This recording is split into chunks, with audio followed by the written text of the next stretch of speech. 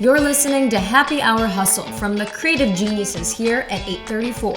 We're funny, informative, and we swear.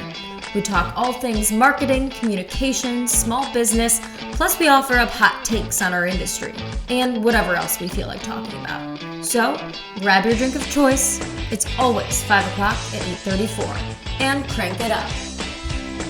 Hey Hustlers, on this episode we're talking to another member of the Women's Entrepreneurial Fellowship.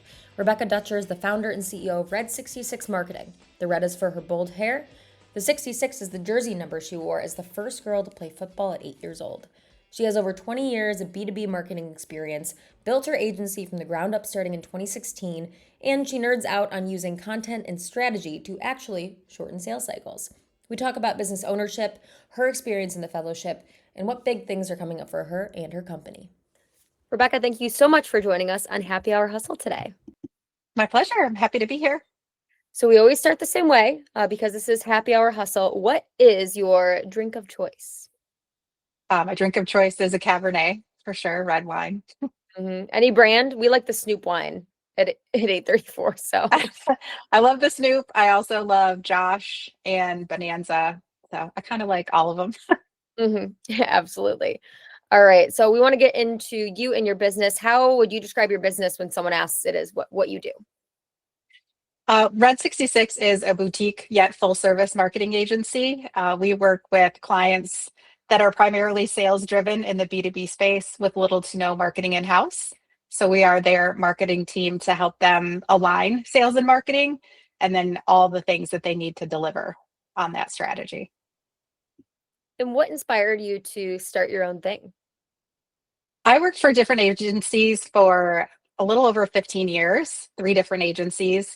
I had a lot of loyal clients that followed me from the first one and that are still with me today. So 20 years later, I'm still working with some of the same clients. And I was also on the board for Grow, and the CEO then, Bonnie, encouraged me to hang out my own shingle. She said, you're doing a lot for all these other businesses. Why don't you do it for yourself? And we will help you get there. So that was almost 10 years ago now. And what has been the most energizing, most exciting part of, going out on your own, starting your own thing and then building it, to where it is now?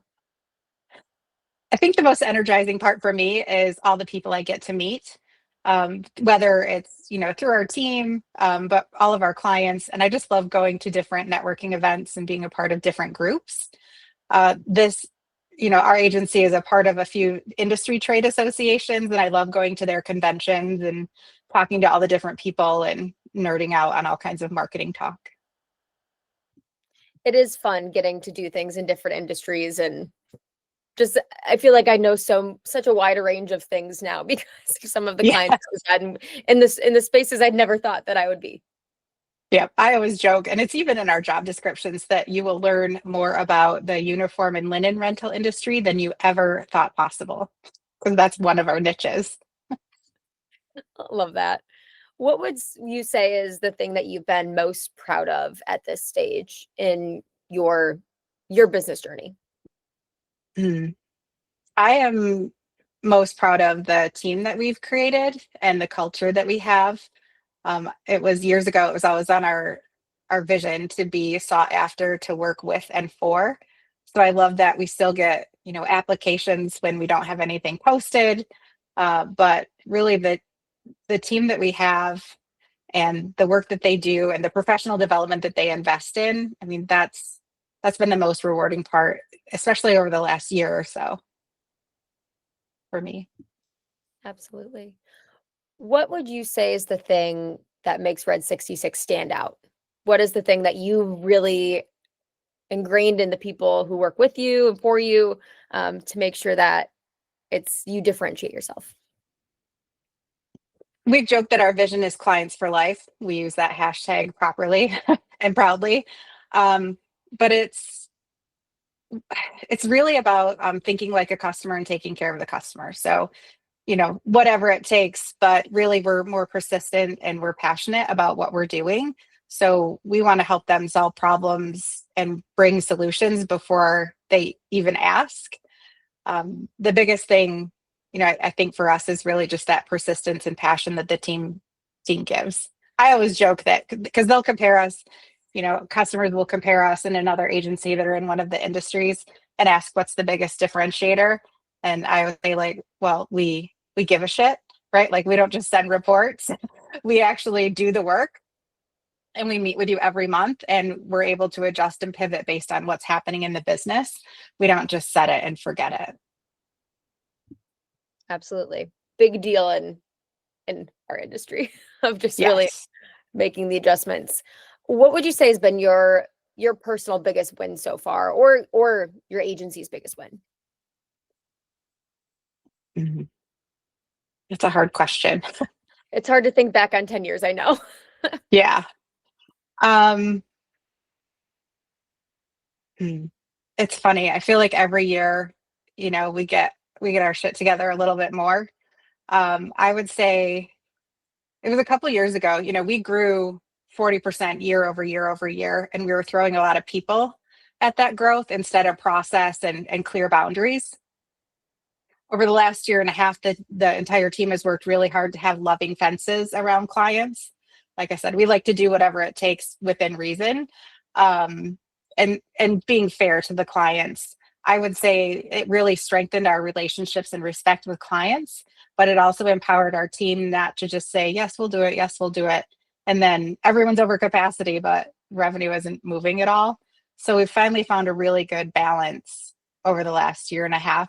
And that took a lot of work in process documentation and project management templates and team training. We invested a ton in team training and client conversations, time tracking, and all that fun stuff.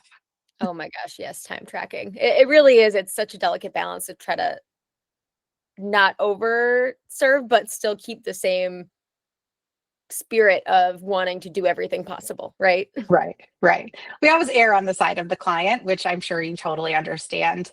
But it's really, in the last year or so, really seeing the whole team transform, everyone on it. Um, that, things are clear, what we're doing is clear, holding, clients accountable to respond to us in a timely fashion. Mhm. All of those things help things move smoother, and it's alleviated a lot of stress from everyone on our team. And that's the most important thing, right? Like they feel like they have to do all these things, but there's no room to, for an increase Right. for them. And so it's been kind of a game changer the last year and a half. That's awesome. What's one thing that you said, and I think, talking about processes, this is probably one of those things, but what is something that's creating momentum for you in your business right now, or like getting you really excited? One is hiring an operations manager. A few months ago, we didn't have one for a few months, and it was kind of a mess because I was trying to do way too many things. Um, I'm sorry. What was the rest of the question? Just what's creating momentum for you in your business Ah, right now? yes, momentum. Momentum are the relationships that we have. We were able to, we signed our biggest client ever late last year, and it's from a referral. So it's actually, we've made it an objective this quarter for a lot of our team to get out to different networking events just to build our brand and their own personal, you know, network and brand. But that's really what's creating momentum, the places where we are, where our team is, and just client satisfaction, which refers them, to us. And actually taking our own marketing off my plate and giving it to one of our account team, because it's a lot more consistent. And they're sending me draft blogs and draft emails, and I'm like, holy crap, this is amazing. Um, and then we ramped up. We used to do like a team knowledge share or training once a month. We're doing it every week now. Mm. So the whole team continues to learn things about the tools we have and tool improvements. We're digging a lot into AI's impact on SEO and being found in LLMs, as you Yeah. can imagine, Yeah. but web development. And it's all creating that momentum that the team is just, they're owning it. And you can't beat that feeling Right. when everyone's just feeling good and learning and growing and having fun while we're doing it. 100%. What would you say is a skill that you've grown as a business owner over the 10 years you've been doing it? Patience. Does that count?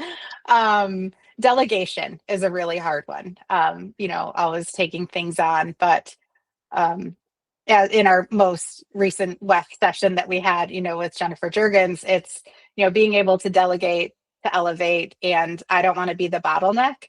So it was just this last week, actually, after I got home from our session Wednesday, my son looked awful. He had side pain. He needed to have his appendix out on Thursday. Oh my Like, gosh. that's my whole day. It was, med center, ER, surgery at the hospital. And he Yeah. didn't come home till Sunday. Mm. Had all these work things, but the team just did it. And that was very freeing and amazing that they can do it, and they don't necessarily need me for any of the day-to-day stuff anymore. That's awesome. Yeah. I mean, not about the appendix. I'm glad he's Right, okay. right.